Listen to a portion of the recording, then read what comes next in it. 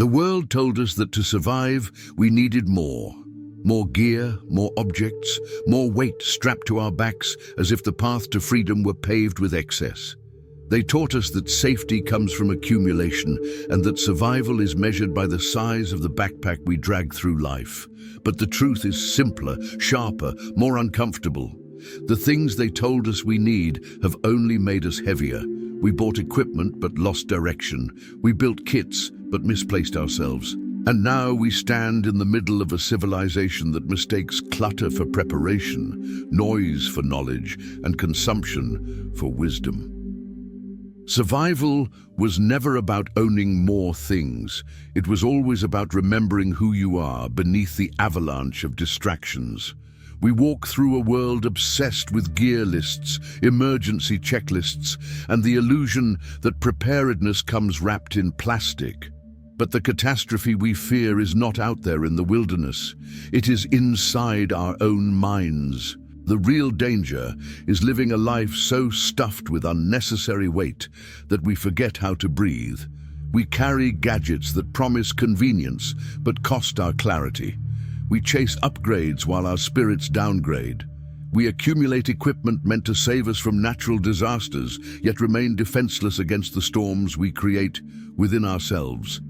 And as society accelerates, as screens devour hours and advertisements devour thought, the truth becomes harder to face. We don't need more tools. We need less noise. They lied when they told us survival was about collecting. They never told us that the real emergency is the emptiness we try to hide under piles of possessions. They warned us about scarcity, but not about excess. They made us fear hunger, but never addiction. Addiction to speed, to distraction, to appearance. They taught us to chase things that sparkle so we wouldn't notice our own dimming light. We live in a culture where the shelves shine, but the hearts go dark, where we're rich in objects but poor in presence, where the price tags grow but the soul shrinks. We were trained to survive the wilderness, yet no one trained us to survive the modern world. A world that consumes us long before we consume anything in return. And somewhere along this path, minimalism became more than a lifestyle. It became rebellion. Because to live with less in a society that worships more is an act of quiet revolution. To slow down in a world intoxicated with velocity is a declaration of independence. To choose intention over impulse is an escape from a cage that no one sees but everyone feels. We begin to understand that the true survival kit is not found in stores or manuals. It lives within us, buried under layers of fear, expectation, and noise. And the deeper we dig, the clearer it becomes. The tools we truly need are not crafted by hands, but shaped by awareness. They weigh nothing, yet carry everything. The first real tool is attention. The ability to be fully here, fully now, instead of lost in the fog of constant stimulation. Attention is the compass we were never given, the one that points us back to ourselves when the world pulls us in 1,000 directions. The second is silence, not the absence of sound, but the presence of meaning that only arises when the noise fades. Silence is the fire we sit beside when the mind is cold. The third is slowness, the willingness to walk instead of run, breathe instead of race, live instead of perform.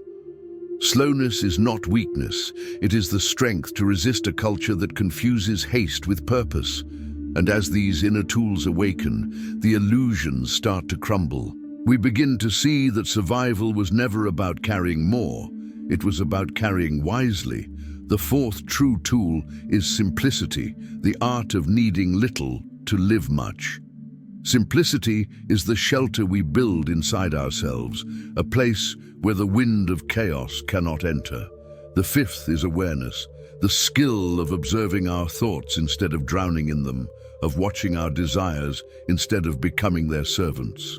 The sixth is detachment, not indifference, but the courage to release what weighs us down. Detachment frees us from the invisible chains we forged with our own hands, the objects we cling to, the expectations we surrender to, the identities we defend even when they no longer fit. The seventh is presence, the rare, sacred act of actually inhabiting the moment we're living. And the eighth, the final tool, the one they never taught us because it threatens everything they sell, is inner peace. The quiet knife that cuts through illusion, the soft flame that survives every storm. When we understand this, the world shifts. The weight in our chest loosens. The fear of not having enough dissolves, replaced by the realization that we already possess everything essential. The survival gear we were trained to buy becomes irrelevant in the face of the internal gear we were trained to ignore. And slowly, we reclaim ourselves. We discover that freedom is not found in the clutter of preparation, but in the clarity of awareness.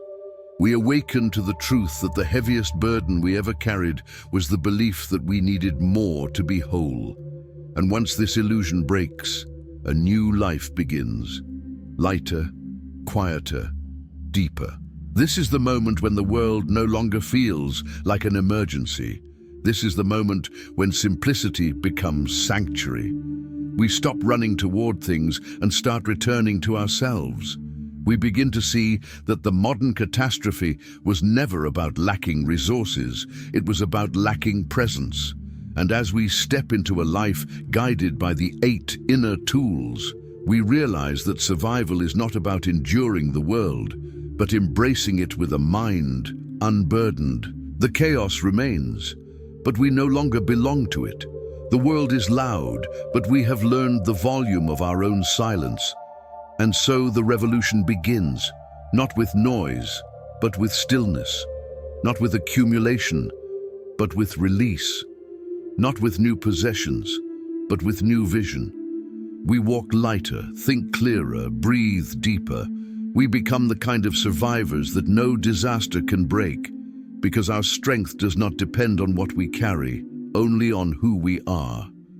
And in this clarity, hope rises. Not the loud, desperate kind, but a quiet hope, steady and luminous, the hope of a life lived intentionally, the hope of a mind no longer exiled from itself, the hope of a soul at peace in a world addicted to chaos. This is the truth they never sold us, but that we must reclaim. The greatest survival kit is the one we build within,